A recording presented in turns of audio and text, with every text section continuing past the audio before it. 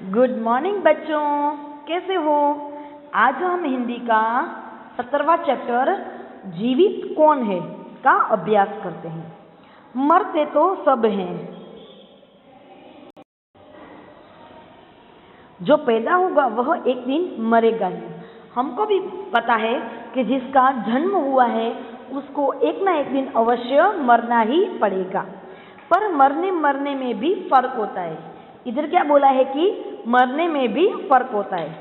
कोई मरता है तो उस पर आंसू बहाने वाला कोई नहीं होता। क्या कहा गया है कि इधर कोई मरता है तो उस पर आंसू बहाने वाला कोई नहीं होता है। कोई मरता है तो घर वाले, पड़ोसी, मित्र सभी उसके लिए रोते हैं। कई जगह पे ऐसा होता है कि कोई मरता है तो उसके पास कोई नहीं होता, और कई जगह पे ऐसा होता है कि कोई मरता है तो उसके घर वाले, पड़ोसी और मित्र उसके लिए रोते हैं। कोई मरता है तो सारा का सारा देश उसके लिए रोता है, सारी दुनिया उसके लिए रोती है। क्यों? इसीलिए कि वह उदार होता है, दयालु होता है। हम देखते हैं कि हमारे सैनिक हैं जो वो देश के लिए रक्षा करते हैं, तो उनकी मौत पर देश में कई जगह पे उनका मातम मनाया जाता है और कई लोग उसके कारण रो भी पड़ते हैं। तो वह उदार और दयालु होते हैं, इसीलिए उनके लिए सब रोते हैं, क्योंकि वह अपनी जान की परवाह किए बिना हमारे देश की रक्षा करते हैं।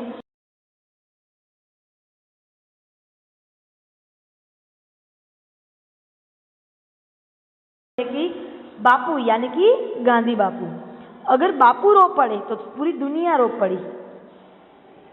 ऐसा क्यों? यानी कि हमारे बीच में से जब बापू चले गए तो सारी दुनिया रो पड़ी। इसीलिए कि जो लोग उदार होते हैं, दयालु होते हैं, वे दूसरों के लिए जीते हैं, दूसरों के लिए मरते हैं, वे ही सच्चे आदमी हैं।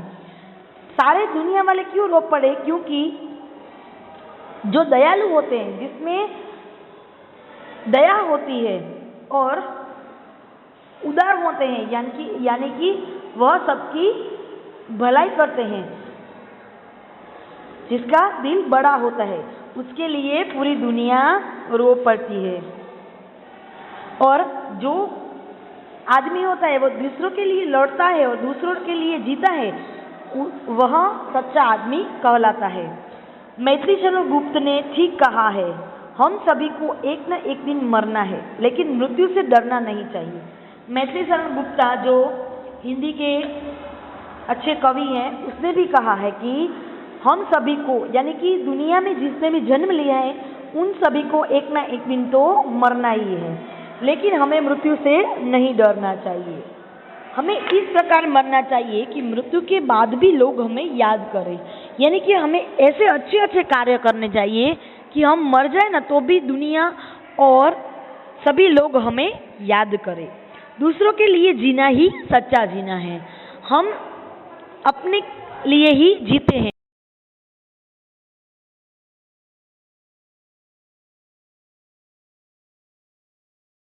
सच्चे आदमी कहलाते हैं।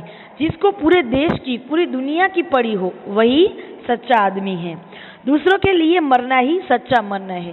जैसे कि हमारे सैनिक बॉर्डर पे खड़े रहकर हमारे लिए मरते हैं, तो उसका जीवन ही सच्चा जीवन है और उनका मरना भी सच्चा मरना है। अंततः विद्यार्थियों को दूसरों का उपकार करने से पीछे नहीं हटना चाहिए।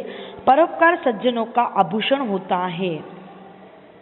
यानी कि हमें किसी भी आदमी की भलाई करने में पीछे हट नहीं करनी चाहिए।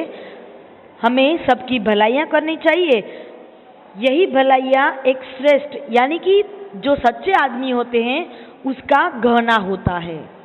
यानी कि हमें हमारे जीवन में अच्छे अच्छे कार्य करना चाहिए ताकि हमको सब लोग याद रखें और हमें सच्चा जीवन जीना चाहिए।